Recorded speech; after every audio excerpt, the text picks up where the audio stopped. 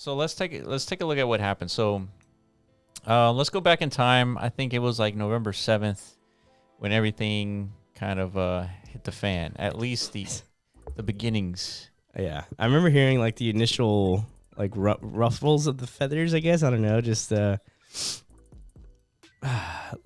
first initial tweets coming out of potential something, right? Nobody really knew across the board what the issues were. Yeah. But all I heard was Binance coming out trying to announce to the world, FTX is in a huge predicament, and we're here to basically bail them out and then acquire FTX. Yeah. Right? It's just to save the customer base or something. Mm-hmm.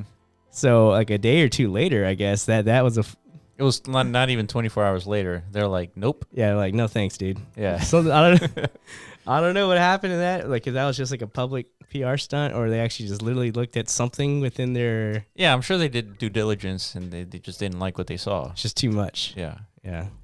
And I would be surprised if they saw anything of due diligence, just because. I mean, how do you disclose to Binance like that you've manipulated user funds? Yeah, and like how do you expect Binance to bail you out here? Yeah, but why did Binance like publicly come out before doing the due diligence? Like, well, I'm sure what happened was, a lot of things contributed to Binance coming out publicly and trying to buy FTX. One of those things was CZ wanted to help companies who are legitimately in like a liquidity crisis because crypto went down. Yeah. So he thought FTX was in that similar trouble. No one expected that Sam was misusing funds. Yeah. Or at least misusing customer funds. Yeah. And so I'm sure they looked into it. What shocks me is that there was like documentation of like this fraudulent activity that allowed Binance to be like, nah.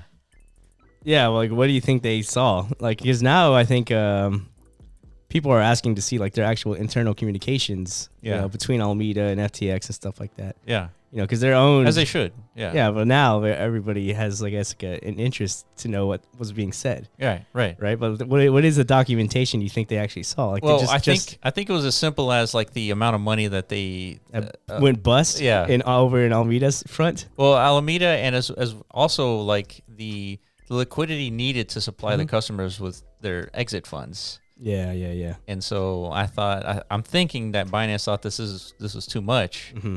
And it was like, no, I can't handle all this.